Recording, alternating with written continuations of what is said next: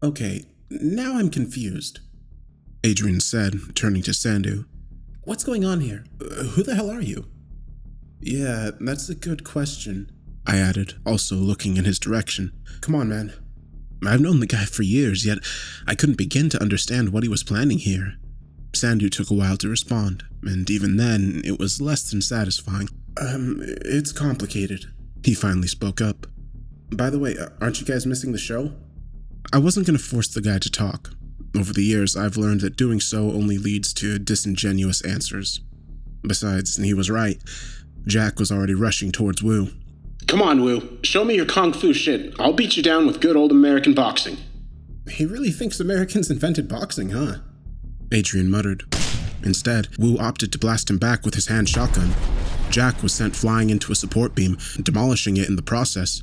While he'd taken no ostensible damage, there were now holes littered across the American flag printed on his chest plate. That sure got him pretty rattled. Oh, you fucked up, buddy, he said, a deranged smirk drawn across his face. For the first time ever, Wu decided to speak. What did you think was going to happen?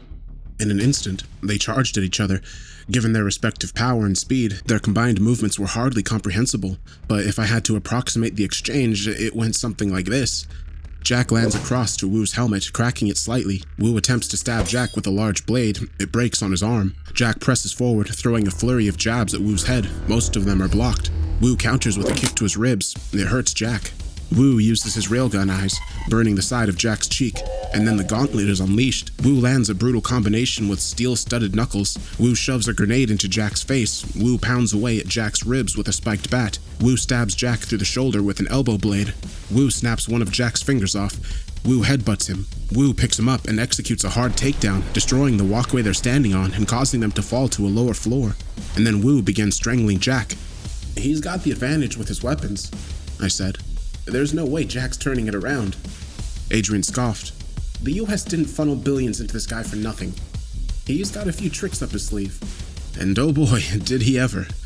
Jack was frenetic as he struggled to break out of Wu's iron grip. Fuck you!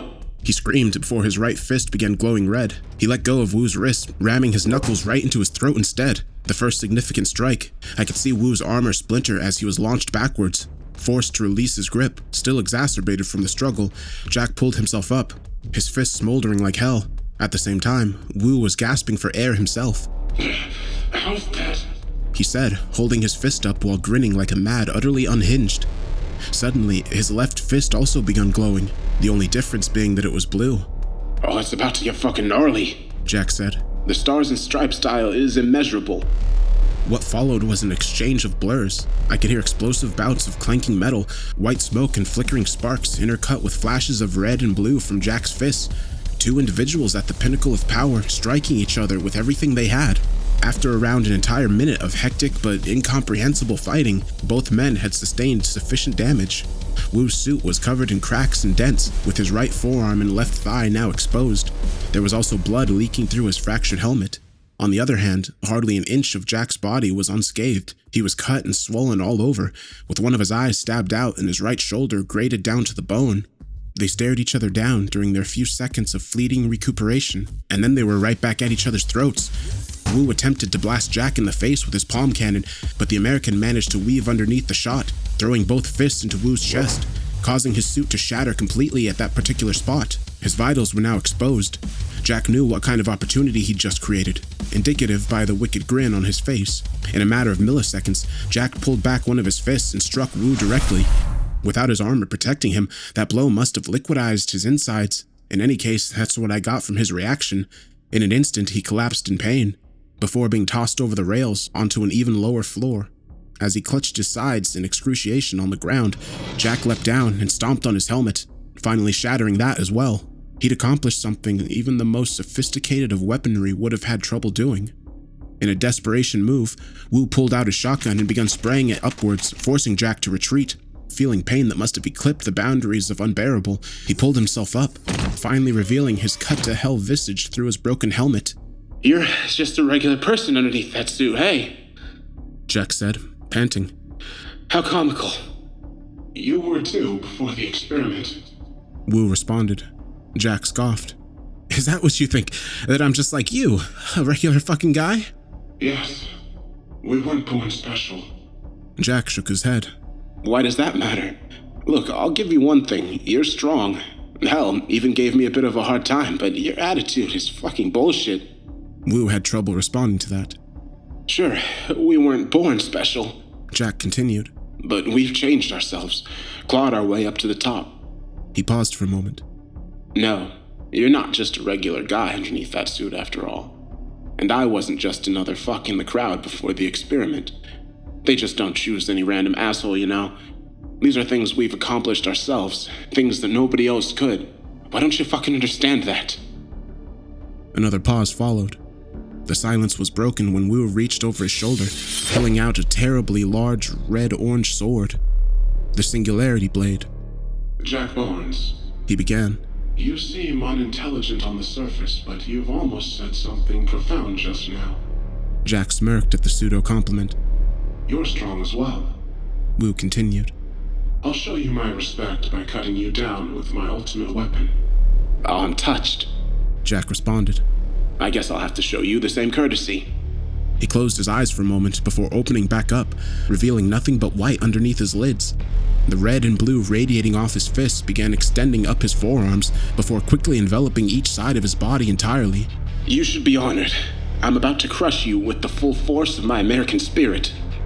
Two tremendously strong men, both now at the pinnacle of their own power, stood across from each other in full acknowledgement of each other's prowess. An earth-shaking clash was about to ensue. Wu went first, swinging the blade and releasing an obscure serpent entity from its tips. It rushed forward with torrid speed, latching its claws onto Jack's arm and attempting to bite his head off. Jack responded by drilling his fist down the creature's throat. It bit down, puncturing his arms but shattering its own teeth in the process. Jack and the creature fought brutally and relentlessly, with the latter seemingly growing in size as the battle endured. However, Wu himself was standing still.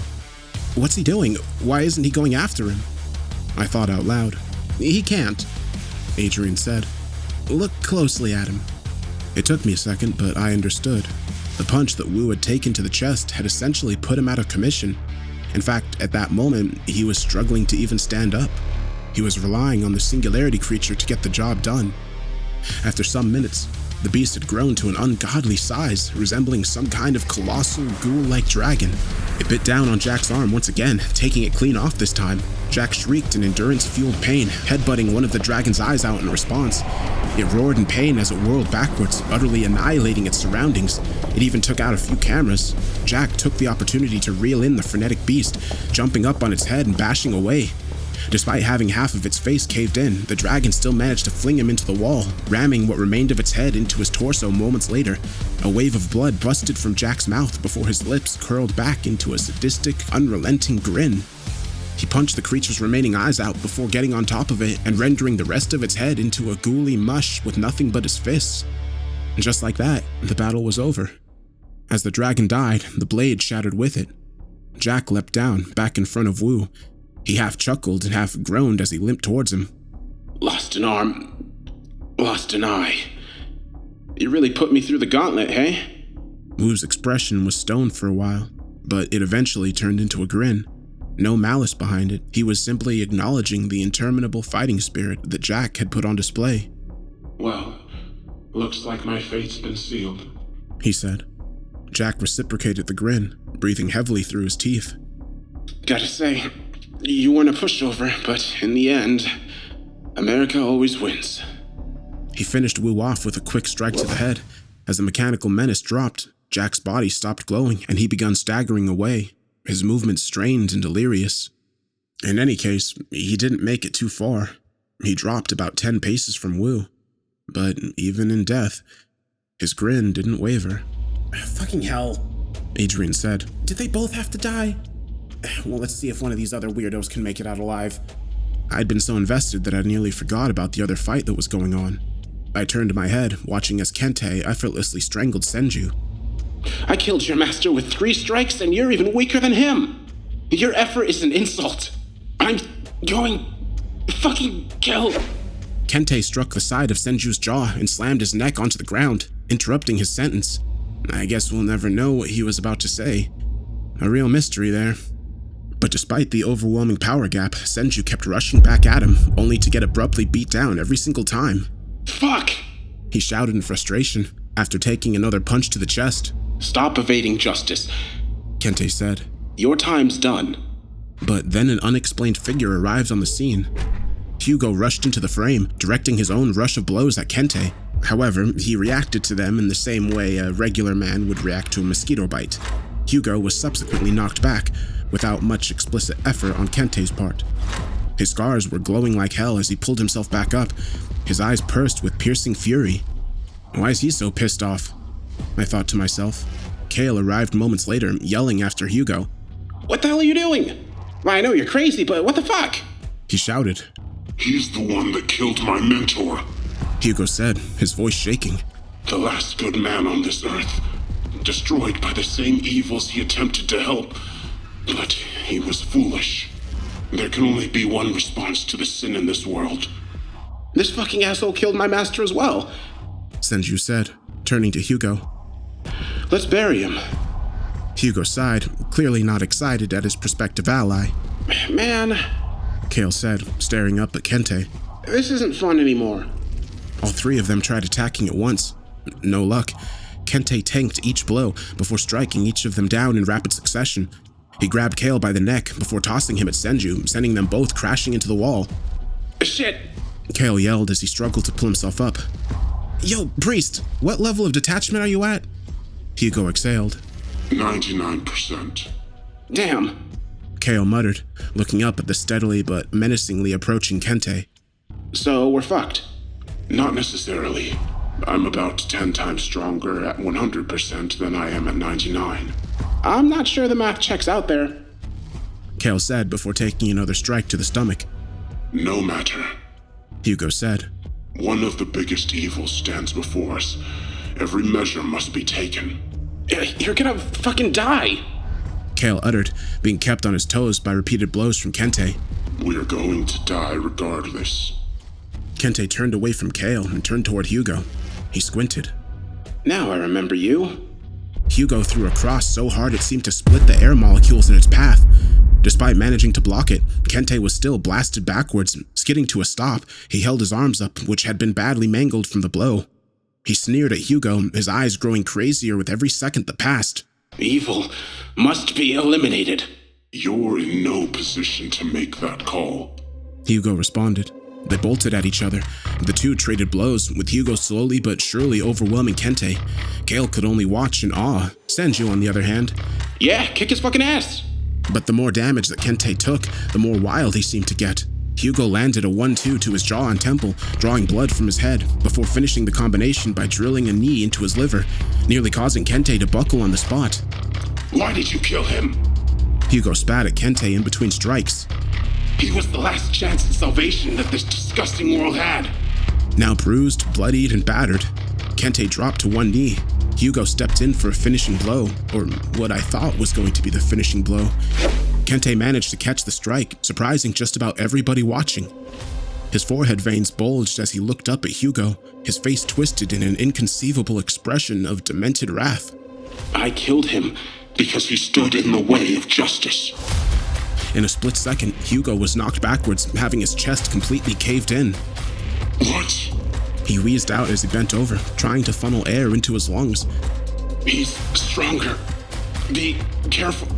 Kente picked him up and judo slammed him over the rail before he could get the sentence out. I never cringed as hard as I did while watching his spine get instantaneously bent into the worst possible shape. Hugo! Kale yelled, charging at Kente. A valiant but fruitless effort. He was picked up and brutally ragdolled into the wall and floors. Kente finished the ruthless display by slamming his back into the wall. Kale crumpled like a pancake, with every bone in his body just about broken. Recovering from that was going to be a tall order. Fuck. He spurted out, unable to make another move. Suddenly, Senju was back on his own, heavily injured and looking far less confident than he was before. We can't let him win, Sandu said, his expression a combination of frightened and resolute. Oh, you're not watching the kid anymore? Oh, what a surprise, Adrian said. I shook my head. I mean, what the hell are we supposed to do? Instead of answering my question, he just brushed by me before abruptly sprinting out the door. What the hell, man? I called after him. No use, he was already gone. I fumbled around in place for a moment. On one hand, I really didn't want to go out there. But on the other, he was my friend, and as much as I wanted answers, I also wanted to make sure he didn't do something he wasn't going to have the chance to regret. After a few minutes of frenetic contemplation, I found myself chasing after him. Where the hell are you guys going? I could hear Adrian calling out from behind me. At that point, he was the least of my concerns.